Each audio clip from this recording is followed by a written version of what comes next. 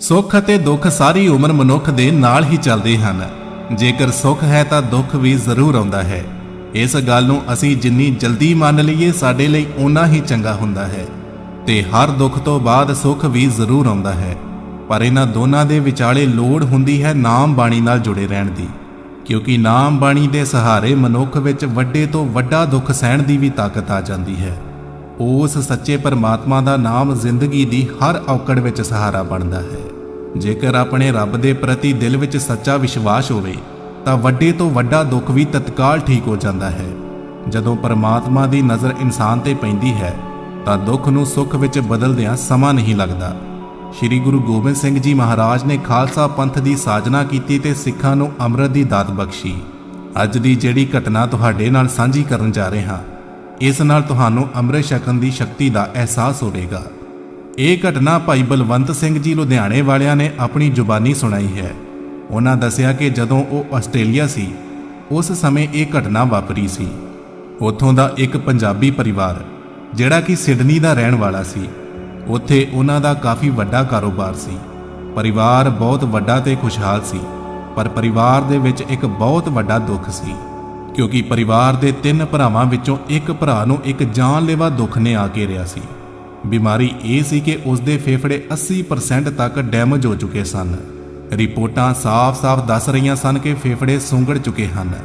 ਫੇਫੜਿਆਂ ਵਿੱਚ ਪਾਣੀ ਭਰਨਾ ਵੀ ਸ਼ੁਰੂ ਹੋ ਚੁੱਕਿਆ ਸੀ, ਜਿਸ ਦੇ ਕਾਰਨ ਉਸ ਨੂੰ ਸਾਹ ਲੈਣ ਵਿੱਚ ਬਹੁਤ ਤਕਲੀਫ ਹੁੰਦੀ ਸੀ। ਸਾਹ ਲੈਣ ਲਈ ਉਸ ਨੂੰ ਆਕਸੀਜਨ ਦਾ ਸਿਲੰਡਰ ਹਮੇਸ਼ਾ ਆਪਣੇ ਨਾਲ ਰੱਖਣਾ ਪੈਂਦਾ ਸੀ ਤੇ ਡਾਕਟਰਾਂ ਵੱਲੋਂ ਵੀ ਇਲਾਜ ਤੋਂ ਜਵਾਬ ਮਿਲ ਚੁੱਕਿਆ ਸੀ। ਜਦੋਂ ਇਨਸਾਨ ਹਰ ਪਾਸਿਓਂ ਹਾਰ ਜਾਂਦਾ ਹੈ, ਉਦੋਂ ਹੀ ਉਸ ਨੂੰ ਪਰਮਾਤਮਾ ਚੇਤੇ ਆਉਂਦਾ ਹੈ ਤੇ ਉਹ ਰੱਬ ਵੱਲ ਭੱਜਦਾ ਹੈ। ਸੋ ਉਹ ਪਰਿਵਾਰ ਵੀ ਨਜ਼ਦੀਕ ਦੇ ਗੁਰਦੁਆਰਾ ਸਾਹਿਬ ਪਹੁੰਚਿਆ। ਉਸ ਗੁਰਦੁਆਰੇ ਦਾ ਜਿਹੜਾ ਗ੍ਰੰਥੀ ਸਿੰਘ ਸੀ, ਉਹ ਇੱਕ ਸੱਚਾ ਸੁੱਚਾ ਸਿੱਖ ਸੀ ਤੇ ਨਾਮ ਬਾਣੀ ਵਿੱਚ ਭਿੱਜਿਆ ਹੋਇਆ ਸੀ, ਪਰ ਸੁਭਾਅ ਵੱਲੋਂ ਥੋੜਾ ਜਿਹਾ ਸਖਤ ਸੀ। ਸੱਚੇ ਬੰਦੇ ਦੇ ਸੁਭਾਅ ਵਿੱਚ ਅਕਸਰ ਸਖਤੀ ਹੁੰਦੀ ਹੈ, ਕਿਉਂਕਿ ਉਸ ਨੂੰ ਕਿਸੇ ਦਾ ਡਰ ਜਾਂ ਕੋਈ ਲਾਲਚ ਨਹੀਂ ਹੁੰਦਾ। ਜਦੋਂ ਪਰਿਵਾਰ ਵਾਲਿਆਂ ਨੇ ਕਿਹਾ ਕਿ ਬਾਬਾ ਜੀ ਸਾਡੇ ਮੁੰਡੇ ਦੇ ਫੇਫੜੇ ਖਰਾਬ ਹੋ ਚੁੱਕੇ ਹਨ ਤੇ ਤੁਸੀਂ ਅਰਦਾਸ ਬੇਨਤੀ ਕਰ ਦੇਵੋ ਕਿ ਇਸ ਦੇ ਫੇਫੜੇ ਠੀਕ ਹੋ ਜਾਣ, ਤਾਂ ਅਸੀਂ ਬਾਅਦ ਵਿੱਚ ਸ਼ੁਕਰਾਨੇ ਵਜੋਂ ਅਖੰਡ ਪਾਠ ਸਾਹਿਬ ਕਰਵਾਵਾਂਗੇ। ਗ੍ਰੰਥੀ ਭਾਈ ਸਾਹਿਬ ਨੇ ਰੁੱਖੇ ਸ਼ਬਦਾਂ ਵਿੱਚ ਜਵਾਬ ਦਿੱਤਾ ਕਿ ਗੁਰੂ ਗ੍ਰੰਥ ਸਾਹਿਬ ਜੀ ਨੂੰ ਤੁਹਾਡੇ ਅਖੰਡ ਪਾਠ ਦੀ ਲੋੜ ਨਹੀਂ, ਸਗੋਂ ਅਖੰਡ ਪਾਠ ਦੀ ਲੋੜ ਤਾਂ ਤੁਹਾਡੇ ਮੁੰਡੇ ਨੂੰ ਹੈ। ਹੁਣ ਤੁਸੀਂ ਸ੍ਰੀ ਗੁਰੂ ਗ੍ਰੰਥ ਸਾਹਿਬ ਜੀ ਦੀ ਸ਼ਰਨ ਵਿੱਚ ਆਏ ਹੋ। ਭਾਈ ਸਾਹਿਬ ਦੇ ਮੂੰਹੋਂ ਇਹ ਬੋਲ ਸੁਣ ਕੇ ਪਰਿਵਾਰ ਥੋੜਾ ਜਿਹਾ ਚੁੱਪ ਹੋ ਗਿਆ। ਜਦੋਂ ਪਰਿਵਾਰ ਵਾਲਿਆਂ ਨੂੰ ਆਪਣੀ ਗਲਤੀ ਦਾ ਅਹਿਸਾਸ ਹੋਇਆ ਤਾਂ ਉਹਨਾਂ ਨੇ ਫਿਰ ਤੋਂ ਬਾਬਾ ਜੀ ਨੂੰ ਬੇਨਤੀ ਕੀਤੀ ਕਿ ਬਾਬਾ ਜੀ ਸਾਡੇ ਤੋਂ ਦੁੱਖ ਵਿੱਚ ਪਤਾ ਨਹੀਂ ਕੀ ਕੁਝ ਬੋਲਿਆ ਗਿਆ, ਪਰ ਬਾਬਾ ਜੀ ਕਿਰਪਾ ਕਰਕੇ ਸਾਡੀ ਬੇਨਤੀ ਨੂੰ ਸਵੀਕਾਰ ਕਰੋ ਤੇ ਸਾਡੇ ਬੱਚੇ ਦੀ ਤੰਦਰੁਸਤੀ ਲਈ ਅਰਦਾਸ ਕਰ ਦੇਵੋ। ਅਸੀਂ ਅਰਦਾਸ ਤੁਹਾਡੇ ਤੋਂ ਹੀ ਕਰਵਾਉਣੀ ਹੈ। ਤਾਂ ਬਾਬਾ ਜੀ ਨੇ ਪਰਿਵਾਰ ਵਾਲਿਆਂ ਨੂੰ ਕਿਹਾ ਕਿ ਜੇਕਰ ਮੇਰੇ ਤੋਂ ਅਰਦਾਸ ਕਰਵਾਉਣੀ ਹੈ ਤਾਂ ਤੁਹਾਨੂੰ ਕੁਝ ਹੋਰ ਕਰਨਾ ਪਵੇਗਾ। ਤਾਂ ਪਰਿਵਾਰ ਵਾਲਿਆਂ ਨੇ ਤੁਰੰਤ ਕਿਹਾ ਕਿ ਬਾਬਾ ਜੀ ਤੁਸੀਂ ਗੱਲ ਤਾਂ ਕਰੋ, ਅਸੀਂ 10,000 20,000 ਡਾਲਰ ਦੇਣ ਨੂੰ ਵੀ ਤਿਆਰ ਹਾਂ। ਤਾਂ ਪਰਿਵਾਰ ਦੇ ਮੂੰਹੋਂ ਇਹ ਗੱਲ ਸੁਣ ਕੇ ਬਾਬਾ ਜੀ ਨੂੰ ਫਿਰ ਤੋਂ ਗੁੱਸਾ ਆ ਗਿਆ ਤੇ ਉਹਨਾਂ ਕਿਹਾ ਕਿ ਤੁਹਾਡੇ ਮਨਮੁਖ ਲੋਕਾਂ ਦੀ ਸੋਚ ਸਿਰਫ ਡਾਲਰਾਂ ਤੇ ਪੈਸਿਆਂ ਤੱਕ ਹੀ ਸੀਮਤ ਹੈ। ਜੇਕਰ ਤੁਹਾਨੂੰ ਆਪਣੇ ਡਾਲਰਾਂ ਤੇ ਇੰਨਾ ਹੀ ਘਮੰਡ ਹੈ ਤਾਂ ਇਹਨਾਂ ਡਾਲਰਾਂ ਨਾਲ ਤੁਸੀਂ ਆਪਣਾ ਮੁੰਡਾ ਠੀਕ ਕਿਉਂ ਨਾ ਕਰ ਲਿਆ। ਤੁਸੀਂ ਆਪਣੇ ਡਾਲਰ ਆਪਣੇ ਪਾਸ ਹੀ ਰੱਖੋ। ਗੁਰੂ ਸਾਹਿਬ ਜੀ ਨੂੰ ਤੁਹਾਡੇ ਡਾਲਰਾਂ ਦੀ ਲੋੜ ਨਹੀਂ ਹੈ। ਜੇ ਇਸ ਨੇ ਡਾਲਰਾਂ ਨਾਲ ਹੀ ਠੀਕ ਹੋਣਾ ਹੁੰਦਾ ਫਿਰ ਤੁਸੀਂ ਗੁਰਦੁਆਰਾ ਸਾਹਿਬ ਨਹੀਂ ਆਉਣਾ ਸੀ। ਸੋ ਇਹਨਾਂ ਨੂੰ ਆਪਣੇ ਕੋਲ ਹੀ ਰੱਖੋ। ਅਖੀਰ ਵਿੱਚ ਉਸ ਮੁੰਡੇ ਨੇ ਆਪ ਹੀ ਕਿਹਾ ਕਿ ਬਾਬਾ ਜੀ ਕਿਰਪਾ ਕਰਕੇ ਮੇਰੀ ਸਿਹਤ ਲਈ ਅਰਦਾਸ ਕਰ ਦੇਵੋ, ਕਿਉਂਕਿ ਮੈਂ ਬਹੁਤ ਕਸ਼ਟ ਵਿੱਚ ਹਾਂ। ਮੇਰੀ ਪੀੜਾ ਸਿਰਫ ਮੈਂ ਹੀ ਜਾਣਦਾ ਹਾਂ। ਤਾਂ ਗ੍ਰੰਥੀ ਭਾਈ ਸਾਹਿਬ ਨੇ ਕਿਹਾ ਕਿ ਚੱਲ ਪੁੱਤਰ ਠੀਕ ਹੈ, ਪਰ ਵਾਅਦਾ ਕਰਕੇ ਅੱਜ ਤੋਂ ਬਾਅਦ ਤੂੰ ਦਾੜੀ ਨਹੀਂ ਕੱਟੇਗਾ, ਕਿਉਂਕਿ ਇਹ ਕੇਸ ਤੇ ਦਾੜਾ ਮੇਰੇ ਕਲਗੀਆਂ ਵਾਲੇ ਪਾਸ਼ਾ ਦੀ ਮੋਹਰ ਹਨ। ਉਹ ਮੁੰਡਾ ਪੱਗ ਬੰਨ੍ਹਦਾ ਸੀ ਪਰ ਦਾੜੀ ਕੱਟਿਆ ਕਰਦਾ ਸੀ। ਮੁੰਡੇ ਨੇ ਭਾਈ ਸਾਹਿਬ ਨੂੰ ਵਾਅਦਾ ਕੀਤਾ ਕਿ ਮੈਂ ਕੇਸ ਤਾਂ ਰੱਖੇ ਹੀ ਹੋਏ ਹਨ, ਪਰ ਅੱਜ ਤੋਂ ਬਾਅਦ ਦਾੜੀ ਵੀ ਨਹੀਂ ਕੱਟਾਂਗਾ। ਮੁੰਡੇ ਦੇ ਇਸ ਵਚਨ ਤੋਂ ਬਾਅਦ ਗ੍ਰੰਥੀ ਭਾਈ ਸਾਹਿਬ ਨੇ ਉਸ ਦੀ ਪਤਨੀ ਨੂੰ ਕਿਹਾ ਕਿ ਅੱਜ ਤੋਂ 13 ਦਿਨ ਬਾਅਦ ਇੱਥੇ ਅੰਮ੍ਰਿਤ ਸੰਚਾਰ ਹੋਣਾ ਹੈ, ਤੁਸੀਂ ਦੋਨਾਂ ਨੇ ਇੱਥੇ ਆ ਕੇ ਅੰਮ੍ਰਿਤ ਛਕਣਾ ਹੈ। ਤਾਂ ਉਸ ਦੀ ਪਤਨੀ ਨੇ ਵੀ ਵਾਅਦਾ ਕੀਤਾ ਕਿ ਹਾਂਜੀ ਬਾਬਾ ਜੀ ਮੈਨੂੰ ਮਨਜ਼ੂਰ ਹੈ।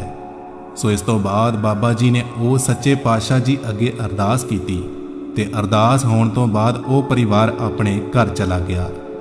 ਅਰਦਾਸ ਕਰਨ ਤੋਂ ਬਾਅਦ ਇੱਕਦਮ ਤਾਂ ਕੋਈ ਫਰਕ ਨਾ ਪਿਆ, ਪਰ 6ਵੇਂ-7ਵੇਂ ਦਿਨ ਉਸ ਮੁੰਡੇ ਨੇ ਬਿਨਾਂ ਆਕਸੀਜਨ ਸਿਲੰਡਰ ਤੋਂ ਸਾਹ ਲੈਣ ਦੀ ਕੋਸ਼ਿਸ਼ ਕੀਤੀ, ਕਿਉਂਕਿ ਉਸ ਨੂੰ ਅੰਦਰ ਤੋਂ ਮਹਿਸੂਸ ਹੋ ਰਿਹਾ ਸੀ ਕਿ ਹੁਣ ਉਹ ਬਿਨਾਂ ਸਿਲੰਡਰ ਤੋਂ ਸਾਹ ਲੈ ਸਕਦਾ ਹੈ।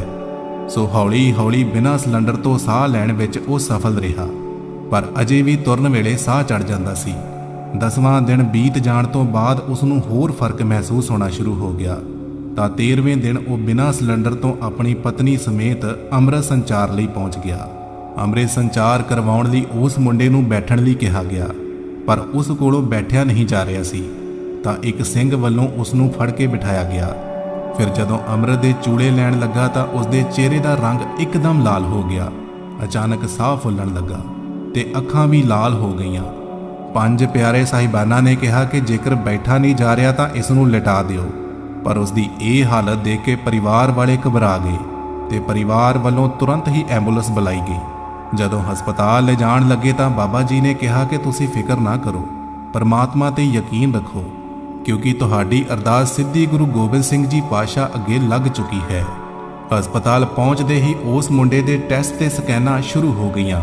ਮੁੱਢਲੀ ਸਹਾਇਤਾ ਦੇਣ ਤੋਂ ਬਾਅਦ ਥੋੜੀ ਜਿਹੀ ਦਵਾਈ ਵੀ ਦਿੱਤੀ ਗਈ।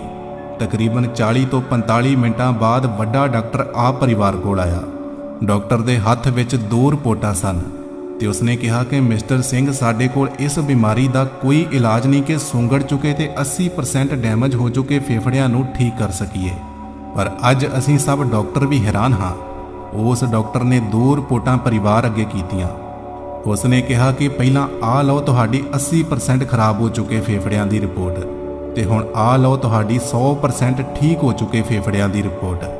ਇਹ ਬਿਮਾਰੀ ਬਿਲਕੁਲ ਖਤਮ ਹੋ ਚੁੱਕੀ ਹੈ ਤੇ ਜੋ ਅੱਜ ਵੀ ਅਸੀਂ ਦਵਾਈ ਦਿੱਤੀ ਹੈ ਉਹ ਸਿਰਫ ਬਲੱਡ ਪ੍ਰੈਸ਼ਰ ਦੀ ਸੀ, ਕਿਉਂਕਿ ਉਸ ਸਮੇਂ ਬੀਪੀ ਵਧਣ ਕਰਕੇ ਇਸ ਨੂੰ ਘਬਰਾਹਟ ਹੋਣੀ ਸ਼ੁਰੂ ਹੋ ਗਈ ਸੀ ਤੇ ਸਾਹ ਫੁੱਲਣ ਲੱਗਾ ਸੀ। ਪਰ ਜਦੋਂ ਅਸੀਂ ਚੈੱਕ ਕੀਤਾ ਤਾਂ ਸਿਰਫ ਬੀਪੀ ਹੀ ਵਧਿਆ ਹੋਇਆ ਸੀ, ਜੋ ਕਿ ਇੱਕ ਆਮ ਗੱਲ ਹੈ। ਅਸੀਂ ਸਭ ਕੁਝ ਚੈੱਕ ਕਰ ਲਿਆ ਹੈ।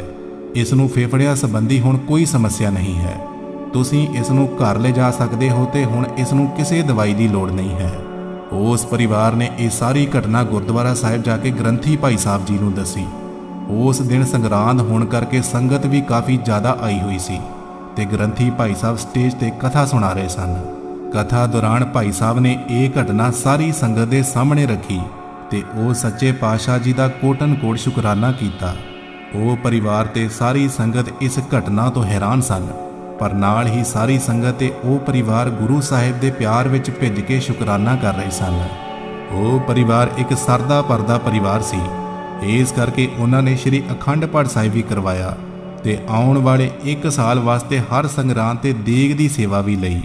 ਸੋ ਸੰਗਤ ਜੀ, ਇੱਥੇ ਗੱਲ ਚਮਤਕਾਰ ਦੀ ਨਹੀਂ ਹੈ, ਸਗੋਂ ਉਸ ਅਕਾਲ ਪੁਰਖ ਉੱਪਰ ਕੀਤੇ ਭਰੋਸੇ ਤੇ ਪਿਆਰ ਦੀ ਹੈ। ਉਹ ਪਰਮਾਤਮਾ ਸਾਡੇ ਅੰਗ ਸੰਗ ਹੀ ਹੈ। ਬਸ ਭਰਮ ਭੁਲੇਖੇ ਤੇ ਵਹਿਮਾਂ ਚੋਂ ਨਿਕਲ ਕੇ ਉਸ ਤੇ ਵਿਸ਼ਵਾਸ ਕਰਕੇ ਵੇਖੋ, ਉਸ ਦੇ ਨਾਮ ਨਾਲ ਜੁੜ ਕੇ ਤਾਂ ਦੇਖੋ, ਸਾਰੇ ਬੰਦ ਰਸਤੇ ਵੀ ਆਪ ਖੁੱਲ ਜਾਣਗੇ। ਸਤਨਾਮ ਸ਼੍ਰੀ ਵਾਹਿਗੁਰੂ।